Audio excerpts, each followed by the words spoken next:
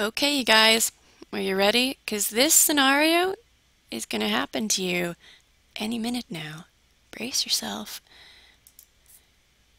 Okay, so you go to class one day, and your professor, yep, this guy from Gilligan's Island, says to you and your classmates, "We have a research project this semester. I'm going to tell you about the guidelines for that project." And they'll probably give you a big handout with a bunch of guidelines on it, like how many pages long your research paper is supposed to be, and what kind of spacing they want, what size the margins ought to be, how many sources and which types of sources you ought to collect, that sort of stuff. So that is going to put the fear in you, right?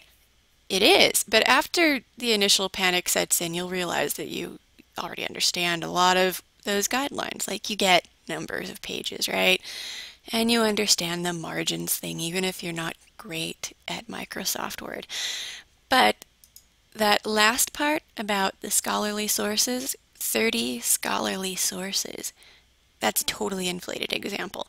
But anyway, what does that even mean? You understand those words, right? You get 30, scholarly, sources. Let's take a look at the complete phrase, though. So we know what sources are. That's a source of information, for example, like a newspaper or a website or a guidebook or an almanac or anything like that. That's a source of information.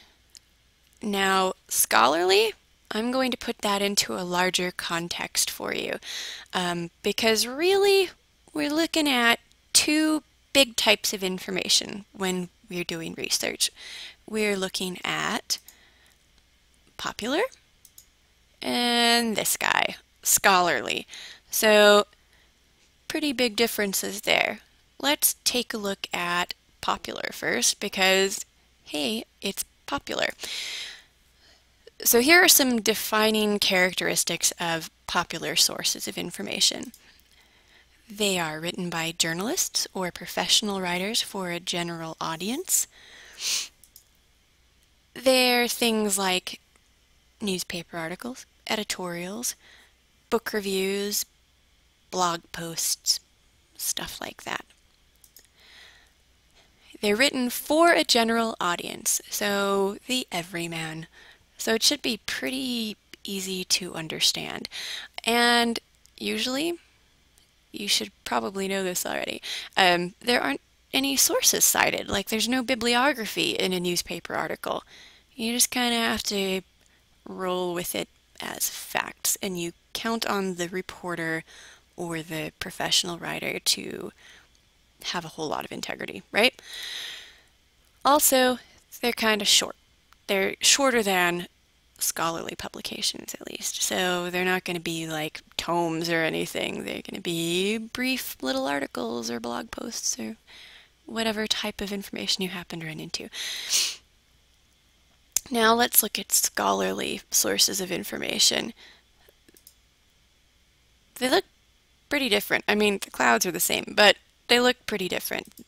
Scholarly sources are written by, surprise, scholars, researchers, faculty members from universities, people who have very well-established expertise. And as experts, a lot of the time that information is peer-reviewed. So that means, okay, the peer review is an editorial process. Kind of like how in newspapers there's an editorial process, but instead of looking for grammatical errors or typos or punctuation problems, the peer review process evaluates the quality of the content and the research methods used to arrive at that information. So it basically confirms whether or not an article is going to be considered valid, legitimate information. And like the really big purpose of peer review is to develop knowledge in a particular field. So much of it will be new research, which is very cool. And the language is going to be different. So By technical language, I mean that in every field there's a vocabulary that's specific to that field. Whether you're talking to chemists or doctors or historians or musicians or artists, whatever type of scholar, there's going to be a very specific vocabulary associated with that field. So it may or may not be quite as accessible if it's something outside of your field. But in this class, we'll be looking at pretty hardcore engineering sources. So there you go. Also, they can be really, really long compared to journal article or newspaper articles especially. Journal articles can be dozens of pages long. I've seen some that are like, no kidding, 75 pages long. So that's a big difference. Also, scholarly publications don't have a very, they're not as pretty. That's going to be one way to put it. They're not as pretty. They don't have glossy advertising. Pretty bare bones. But on the other hand, they have wonderful citations, so they make up for the lack of prettiness there. Full citations, in other words, there's going to be a bibliography at the end of each of those articles. How great is that? Here's a tip as a budding researcher. If you're short on sources, why not check out the citations that are given at the end of one or two of your sources? They may lead you in other directions. So, kind of nice. So, in a nutshell, there's a whole lot of difference between popular versus scholarly sources of information. So you want to keep those two terms pretty strict.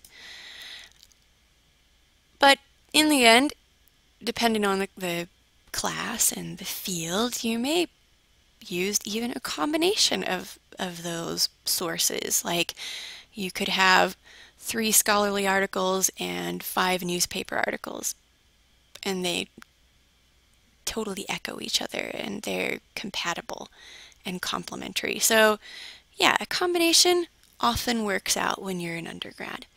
But pay attention to the guidelines, especially in this class. Pay really close attention to how many sources you're supposed to have and what type. And it's easy because you understand the difference now. It is easy as pie. I totally almost said a piece of cake. Whoops.